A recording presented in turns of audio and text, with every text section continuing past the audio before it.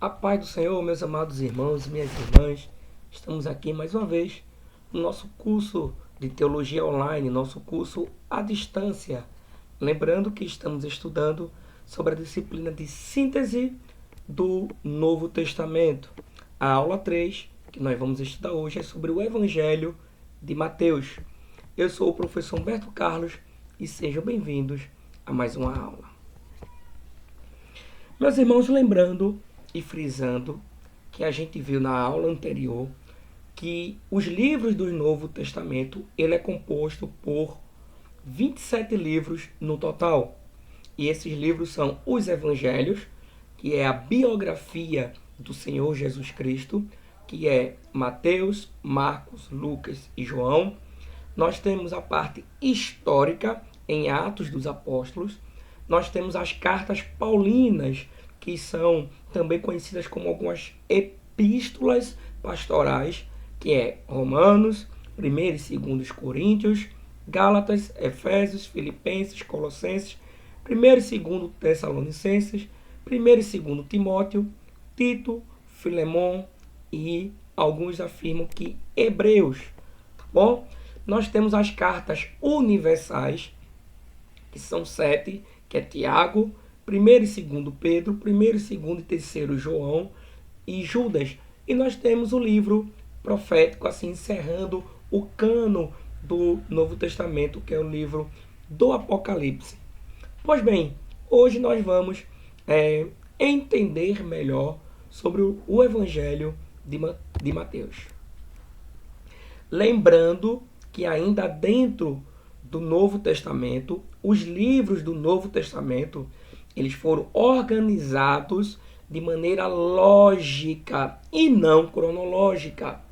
Quando a gente fala de maneira lógica, é os evangelhos, que vai registrar a vida e a obra de Jesus Cristo, o livro histórico, que vai registrar o avanço do evangelho e da igreja, as epístolas, que vão registrar o desenvolvimento da doutrina do cristianismo e do evangelho, e o Apocalipse, que vai registrar os aspectos futuros.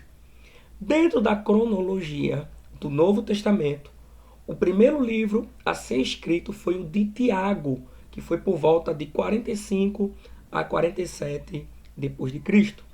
E o primeiro evangelho a ser escrito foi o de Marcos, que nós vimos na aula anterior, que foi por volta de 50 a 60 depois de Cristo. Entretanto, hoje nós vamos estudar sobre o Evangelho de Mateus, que dentro da cronologia vai ser o terceiro evangelho a ser escrito. Uma introdução acerca dessa aula é que Mateus ele vai apresentar a realeza de Cristo. Se nós observarmos, tendo Jesus nascido em Belém da Judéia, em dias do rei Herodes, eis que vieram os magos do Oriente de Jerusalém e perguntaram onde está o recém-nascido rei dos judeus, porque vimos a sua estrela no Oriente e vimos para adorá-lo. Então, Mateus ele tem como objetivo principal mostrar a realeza de Cristo. Então, Jesus é apresentado como um novo Moisés. Um Jesus que vai ao encontro dos judeus e leva a eles uma nova mensagem fundamentada na tradição da Torá e também da tradição de todo o contexto dos judeus.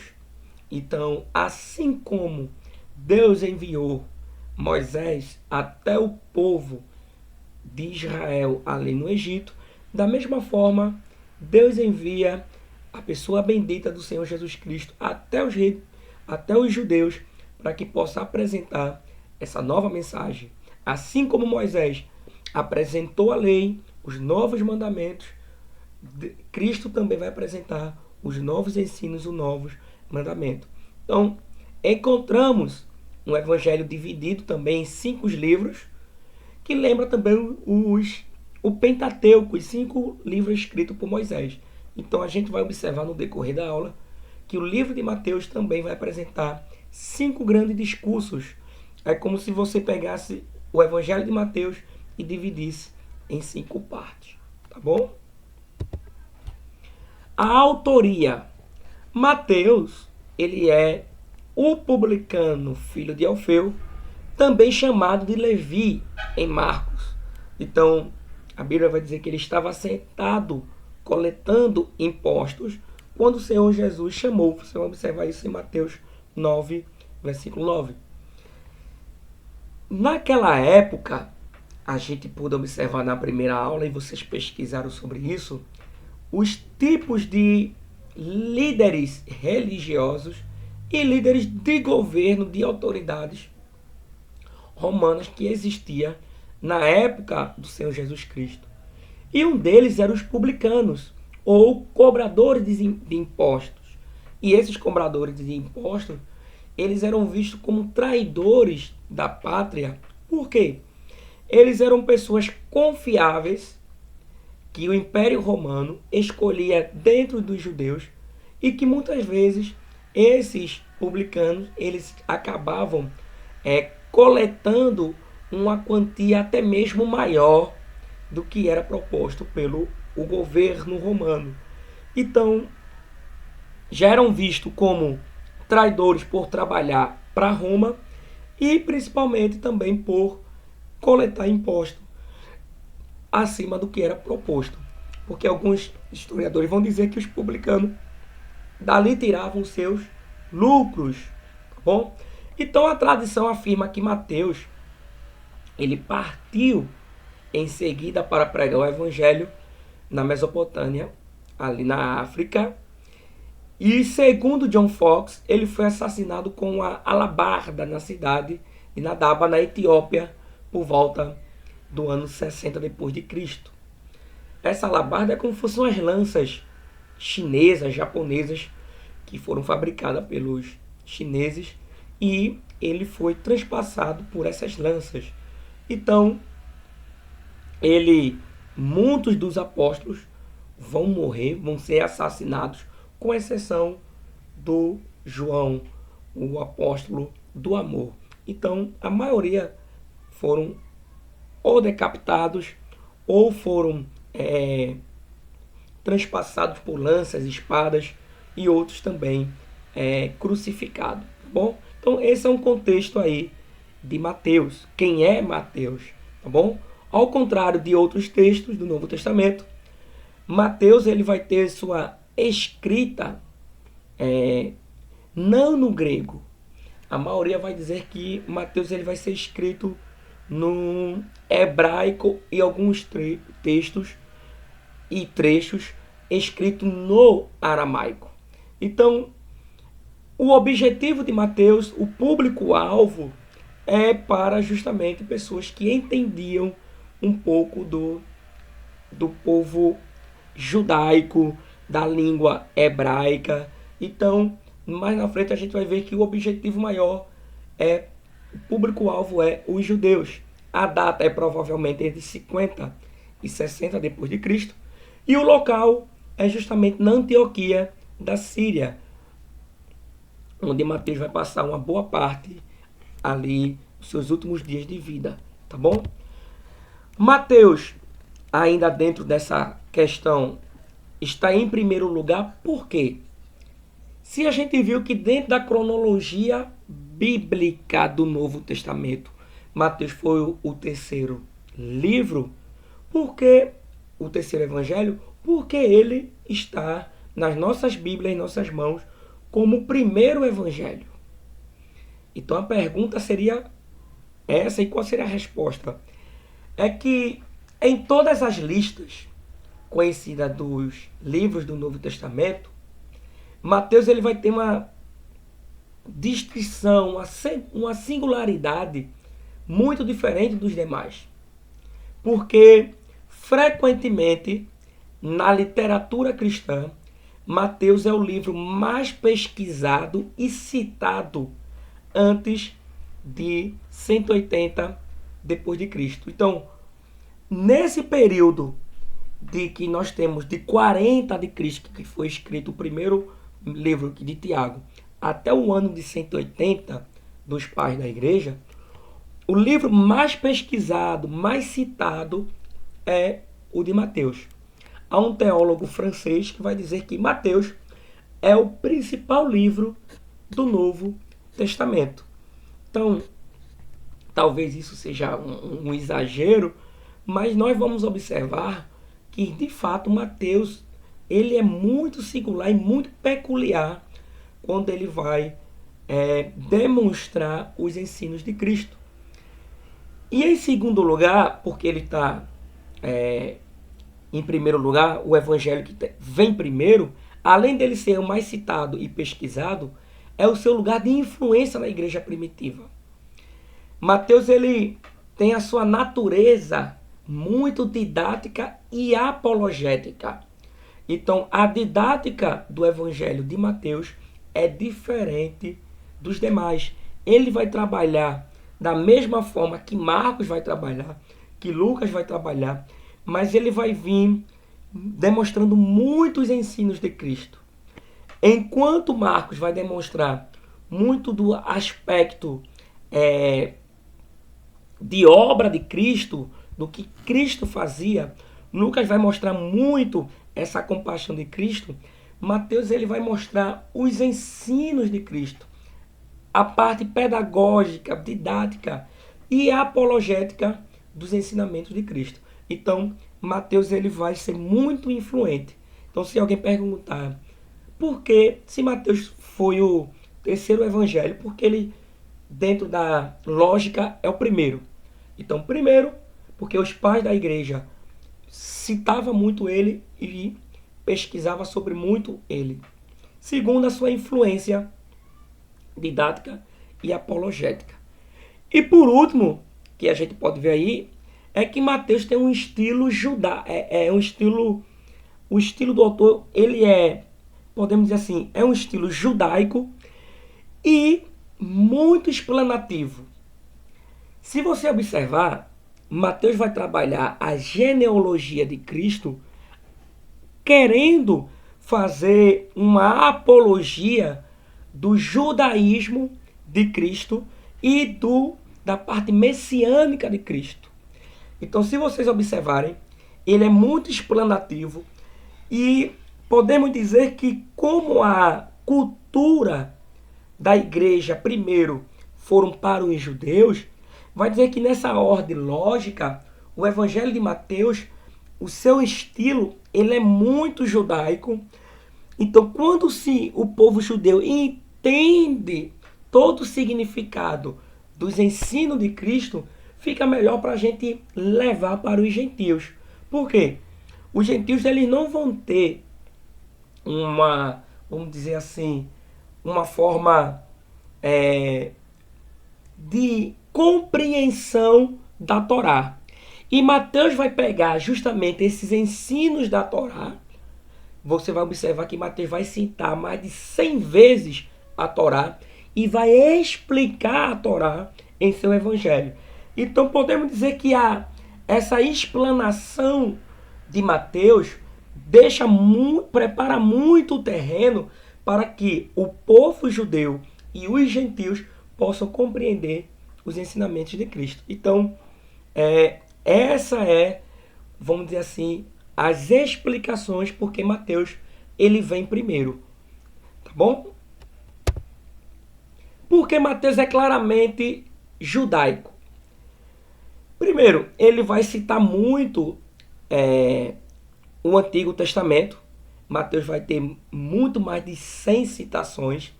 Mateus é conhecido como também um evangelho que vai fazer a ponte, a transição do Antigo para o Novo Testamento. Por quê?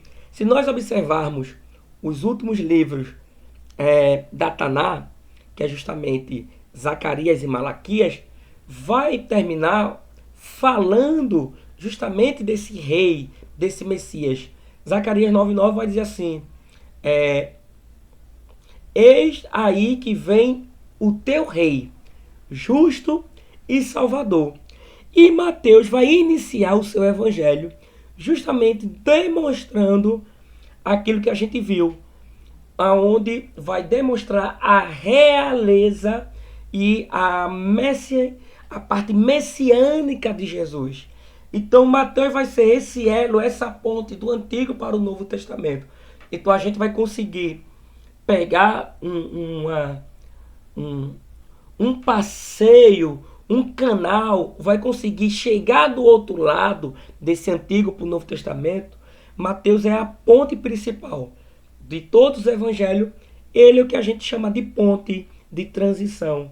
Ele é esse canal de Antigo para o Novo Testamento, tá bom? Então a gente vai ver que Mateus vai apresentar todas as profecias que é apontada justamente para o Messias. Mateus ele vai fazer questão de demonstrar no seu evangelho, tá bom? Se a gente perceber a genealogia, ele já vai trabalhar como Jesus Cristo, filho de Davi, filho de Abraão. Então ele já vai demonstrando que Cristo faz parte justamente do que? Daquilo que a gente aprendeu, de que de Davi foi a aliança que Deus fez, da onde via o Messias, de Abraão, porque Abraão é o pai, ele é o pai da nação de Israel e é justamente o pai da fé, e através de Abraão que serão benditas todas as famílias. Então a gente vai observar aqui no Evangelho de Mateus, capítulo 1, versículo 1, livro da genealogia de Jesus Cristo, filho de Davi, filho de Abraão. Deixa bem claro que Cristo, que Jesus, ele é descendente de Davi e de Abraão. A gente pode dizer assim, influenciando os judeus a lerem o seu evangelho e deixando muito mais atrativo, tá bom? O tema do livro do Evangelho de Mateus é o reino do céu, e o próprio Jesus, ele verdadeiramente é o rei real, enquanto Marcos está demonstrando as obras de Cristo, curando, fazendo muitas coisas. Mateus ele vai demonstrar que é chegado entre vós o reino dos céus. Mateus evita falar o reino de Deus, enquanto em Lucas, João, em Lucas e Marcos, você vai ver essa expressão reino de Deus. Mateus vai falar de reino do céu, porque ele também vai pegar a influência da Torá de não falar o nome de Deus em vão. Então, em vez de falar o reino de Yahvé, de Adonai, de Hashem, ele vai dizer o reino do céu, evitando falar esse nome de Deus e demonstrando que esse Cristo, ele não é apenas o Messias, mas ele é o rei que vai reinar. E esse reino, ele é celestial. Ele vem com toda uma vertente diferenciada que os judeus esperavam. Enquanto os judeus esperavam um Messias terreno, um Messias que lutasse, que guerreasse pelas causas da terra, ele vai demonstrar um Messias que vem enviado do reino do céu, estabelecer o seu reino e dizer que o reino dele não é desta terra. Então isso mexe um pouco com o leitor que vai analisar o livro de Mateus, tá bom? O seu objetivo é organizar e sistematizar suas conclusões acerca de Jesus o Cristo, porque ele quer demonstrar que ele é o Cristo. Escreveu para combater os dois erros extremos, que é justamente o legalismo e o antinomismo. Quando a gente fala de legalismo, antinomismo é o quê? É aquela questão que era preso à lei, à tradição da lei. O pessoal era muito apegado à questão da lei. E ele vai mostrar que Cristo vai cumprir toda a lei. Inclusive está escrito no Evangelho de Mateus que Cristo ele cumpriu, ele não veio para descumprir, mas veio para cumprir. E que nenhum tio, que nenhum jota será tirado. Então, Mateus vem com o seu objetivo de combater esse legalismo da lei e justamente essa parte também de antinomismo, que é essa questão da tradição, das festas, Então, Jesus cumpre isso tudo, essa parte toda, e a lei agora passa a ter uma nova versão, que é uma nova visão, que é a de Cristo, a do Novo Testamento, que a gente aprendeu na aula anterior. Por exemplo, na lei vai dizer que o homem poderia se divorciar por qualquer besteira. Na lei vai dizer que o homem não deve adulterar. Então, Cristo vai mostrar, Jesus vai demonstrar no Evangelho de Mateus, que em só olhar e desejar, pecou. Então, ele vai demonstrar o verdadeiro espírito da lei, tá bom? E que o cristão é livre, mas não livre de uma vida responsável. É aquela questão, né? Não confundir a liberdade com a libertinagem, tá bom? Então, é interessante a gente compreender isso, porque se porventura vocês estiverem escalado para pregar, ou vocês vão ministrar sobre o Evangelho de Mateus, essas informações, ela é fundamental para o pregador e para o intérprete bíblico conhecer o tema, o objetivo do autor. Porque quanto mais a gente conhece o objetivo do autor, a proposta do autor, o tema que o autor quer, mais fácil fica de nós interpretarmos a palavra de Deus.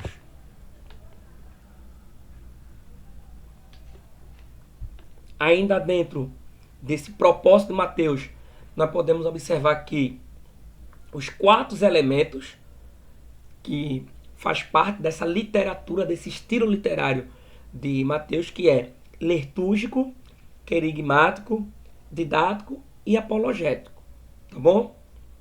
Mateus, ele quer demonstrar, sem deixar dúvida, que Jesus é o grande Messias, o Filho de Deus. Ele quer o verdadeiro rei prometido de Deus, esperado por muitos pela nação judaica. Então, por mais de 18 vezes, lê-se a expressão, para que se cumprisse o que fora dito. Assim, Mateus busca colocar Jesus como um cumprimento das profecias judaicas sobre o Messias. Você vai observar isso no capítulo 2, versículo 17 e 18, que vai dizer assim: então se cumpriu o que fora dito por intermédio do profeta Jeremias. Ouviu-se um clamor em Ramá, pranto, choro, grande lamento, e era Raquel chorando por seus filhos inconsoláveis, porque não mais existem. Aqui é justamente Mateus falando da matança dos inocentes, das crianças que o rei Herodes mandou.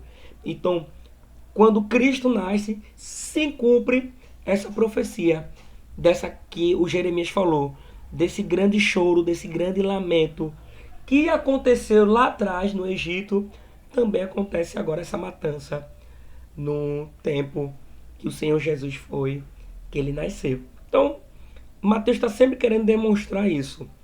Iniciar com a genealogia de Cristo, de Jesus, provando o direito legal de Cristo como herdeiro de Abraão e de Davi. E assim isso vai atrair o leitor judeu, e a gente vai observar que ele, mais uma vez, que ele vai dizer o livro da genealogia de Jesus Cristo, filho de Davi, filho de Abraão. Então aqui ele está sendo atrativo. Isso aqui atrai o olhar judeu para o que está sendo falado.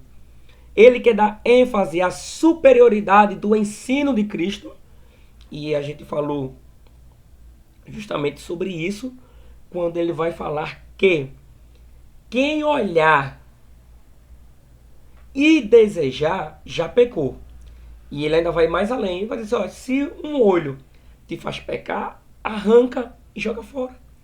Se um braço teu te faz pecar, arranca e joga fora.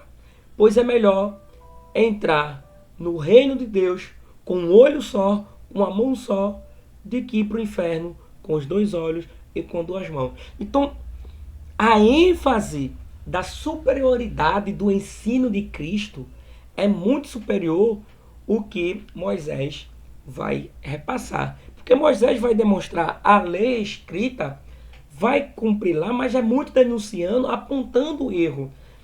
E Jesus vai mostrar o espírito da lei, a verdadeira interpretação da lei e a forma de aplicar essa lei dentro do evangelho, dentro do reino dos céus. Tá bom? Então, é sempre demonstrando Cristo superior o tempo todo, não só em ensino, mas também como pessoa. Grande uso de símbolos, números e termos judaicos, como a Corbã, em Mateus 15:5, porque vai dizer que a tradição vai dizer que tinha que lavar as mãos antes de comer.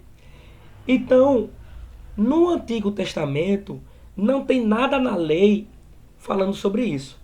O que se tem é justamente a tradição oral. O que o Talmud vai falar, as Midrash vai falar, que são comentários justamente da lei, dos livros proféticos. Então, esse Corban, essa questão de lavar as mãos, essa questão de tradição, Cristo vai falar muito no Evangelho de Mateus. Mateus faz questão de falar sobre essas tradições. Por quê, gente? Mateus, ele tem um objetivo muito grande. Por quê? Mateus, ele era justamente publicano. Os publicanos eram muito odiados. E quem era responsável por esses ensinos eram os zelotes e justamente os fariseus.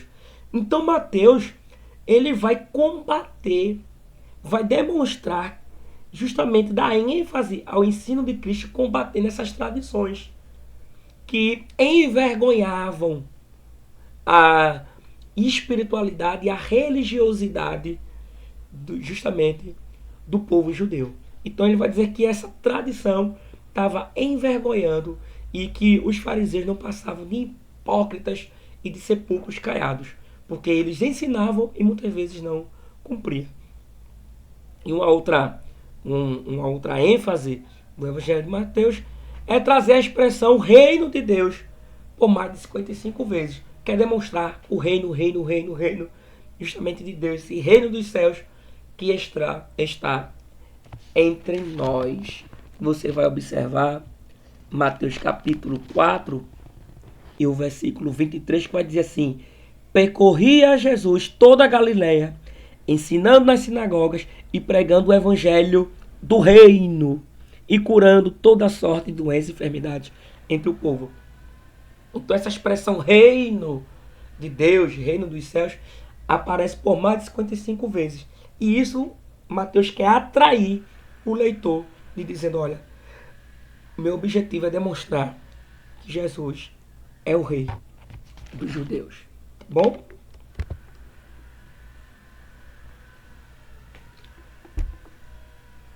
Dentro ainda de Mateus nós temos o esboço, que é para a gente compreender melhor. Ele vai trabalhar a linhagem, o nascimento e a infância de Jesus Cristo. Ele vai trabalhar essa parte todinha. Vai dizer que Cristo é de uma linhagem real. Vai demonstrar o seu nascimento. E o seu nascimento é de uma virgem segundo a profecia. Vai dizer que ele é nascido, que ele é rei dos judeus segundo a profecia. Vai mostrar que a sua infância, e ele vai mostrar essa fuga para o Egito, o regresso do Egito, o estabelecimento ali em Nazaré. Depois ele vai ver a proclamação do reino dos céus no capítulo 3. Vai trabalhar o anúncio precursor do João Batista, dizendo que o Cordeiro de Deus está entre nós. O batismo de Cristo, de Jesus, a tentação de Cristo. Depois vai trabalhar a parte, a natureza, as características desse reino, mostrando seus ensinamentos. Então, quando a gente observa o Evangelho de Mateus, ele é muito completo. Ele consegue realmente trabalhar muito essa parte histórica de Jesus Cristo, tá bom? Com esse cumprimento. Aqui nós temos os 5 discursos. Esses 5 discursos, Mateus tem cuidado de registrar de forma muito organizada e pedagógica. Marcos e Lucas associam as palavras no momento que Jesus falou. E já Mateus vai pegar um discurso, todo o contexto histórico. Se nós observarmos, no capítulo 5, vai dizer que vendo Jesus as multidões, subiu para o monte, se assentou dos discípulos e passou a ensiná-lo, dizendo: bem-aventurados os humildes de espírito, porque deles é o reino dos céus. Então, quem é que vai ensinar o povo judeu perto do monte? Justamente Moisés. Então, quando a gente observa, Mateus vai falar desses discursos de Cristo próximo do monte, justamente fazendo uma associação, uma relação com Moisés. Moisés, quando vai entregar lá a Torá, ele vai pregar, vai falar para o povo, para aquela grande multidão. E Mateus vai dizer que justamente Yeshua também ali no monte começa a ensinar os discípulos daquela grande multidão. Então, esses 5 discursos, esses 5, vamos dizer assim, essas 5 pregações de que tem Mateus é o Sermão do Monte, a questão do apostolado cristão, falando sobre a característica do reino dos céus, a vida da comunidade cristã e o final dos tempos. Esse final dos tempos, gente, é maravilhoso. Por quê? Como a Taná, no Antigo Testamento, vai terminar com um livro profético, Mateus vai terminar com um discurso de Cristo profético.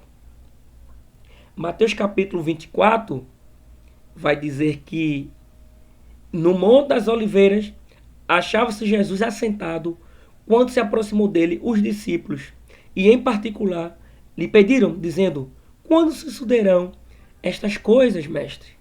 A consumação do século. E ele respondeu: vede que ninguém vos engane, porque virão muitos em meu nome, dizendo: eu sou o Cristo, e enganarão muitos. E aí Cristo começa a falar do princípio das dores, da grande tribulação, a vida do Filho do Homem, a parábola da figueira, a exortação da vigilância, a parábola do bom servo e do mau servo, a parábola das 10 virgens, a parábola dos talentos, o grande julgamento, e aí tudo isso profético apontando para o final dos tempos. Então, assim como Moshe vai iniciar os seus ensinos na beira do monte e encerrando no monte, falando da vida prometida, e a Tanakh, que é o Antigo Testamento, vai terminar com os livros proféticos, e Yeshua, Jesus, também vai iniciar o seu ministério ensinando no monte e assim apontando o fim dos tempos. Então, Mateus é belo. Ele é muito organizado e pedagógico. Então, se vocês observarem, tem muita harmonia de Mateus com a Torá e de Cristo com Moisés. Esse é o intuito muito de Mateus, tá bom? Professor, como é que está a organização social na época de Cristo, de Jesus e em Mateus? O povo, que vai ser dividido aí por mulheres, enfermos e pecadores, os essênios, os zelotes, escribas, fariseus, sacerdotes, saduceus e sumo sacerdote. Então, essa é a classe social judaica do tempo de Mateus, tá bom? Então, você entendendo essa cadeira social, você consegue compreender. Lembra que eu pedi para vocês estudarem sobre essas classes sociais, essa organização? Porque no livro de Mateus, eles são muito evidentes. Estão sempre sendo citados no Evangelho de Mateus. Tá bom? Ainda demonstrando a realeza de Cristo, os últimos eventos registrados em Mateus. O capítulo 27 e 28, meus irmãos, é tremendo. Por quê? Vai falar sobre o sepultamento de Cristo, vai falar sobre a guarda do sepulcro e a ressurreição de Jesus. Veja só. Mateus vai trabalhar o sepultamento de Jesus Cristo diferente de Marcos e Lucas. E só Mateus que vai falar da guarda do sepulcro. Essa guarda do sepulcro é justamente que Mateus 27, versículos 62 e 65. Veja que coisa maravilhosa. Vai dizer que no dia seguinte, em que o dia depois da preparação, reuniram-se os principais sacerdotes e fariseus, dirigindo-se a Pilatos, e disse-lhe: Senhor, lembrando-nos de que aquele embusteiro, enquanto vivia, disse que depois de 3 dias ressuscitaria. Ordena, pois, que o sepulcro seja guardado com segurança até o 3º dia, para que não suceder que, vindo os discípulos, o roubem e depois digam ao povo que ressuscitou dos mortos. E será o último embuste pior que o primeiro. Disse-lhe Pilatos: Aí tendes uma escolta, ide e guardai o sepulcro como vos bem parecer. E indo eles, montaram a guarda ao sepulcro, selando a pedra, deixando uma escolta. O que é que a gente observa? Enquanto os outros evangelhos vai falar de que Cristo morreu e ressuscitou, e falar que Jesus ressuscitou, alguém diz, mas isso aí é mentira. Foi os discípulos que pegaram o corpo dele. E aí Mateus vem numa contramão. Vem com contexto histórico. Vai demonstrar que justamente o sinédrio, toda aquela parte de fariseus, de sacerdotes, vai até Pilatos, que era o governador dali, justamente disse, olha, envia soldados. Porque se esse, olha aí, que esse embusteiro, ou seja, esse homem que enganou tanta gente, os discípulos roubarem o corpo dele, vai ser pior do que a primeira vez. Então, o texto vai dizer que guarda pretoriana, guarda romana, guarda do sinédrio, tudo estavam de olho no sepulcro de Cristo, gente. E ali, o sepulcro, aquela guarda ali, vai abrir de dentro para fora. E Cristo, ele vai ressuscitar. E isso aqui mexe por quê, irmão? Para o contexto histórico, de alguém dizer assim, tiraram o corpo dele. Mas quando você observa isso aqui, que se existia uma guarda, e que esse povo aqui não queria que ele ressuscitasse, e os outros evangelhos vão dizer que ele ressuscitou, que a pedra foi removida de dentro para fora, e que os soldados ficaram atormentados quando viram aquilo, e fogem correndo. Gente, o nosso Cristo, de fato, ele morreu e ressuscitou ao 3º dia. E isso aqui aumenta mais a nossa fé. Isso faz com que esse contexto histórico a gente dê mais credibilidade à ressurreição de Cristo, que não é apenas uma tradição oral, que dentro do contexto histórico houve sim uma guarda. E a gente observa que Jesus é sim o rei prometido, desde o Antigo Testamento. Tá bom? Então a gente observa essa situação e a gente encerra. Então que Deus vos abençoe. Não deixe de estudar a palavra de Deus. Lembrando que na próxima aula nós vamos estudar sobre o Evangelho de Marcos e Lucas. E vai terminar depois com João. Tá bom? Então, que Deus vos abençoe e até a próxima aula.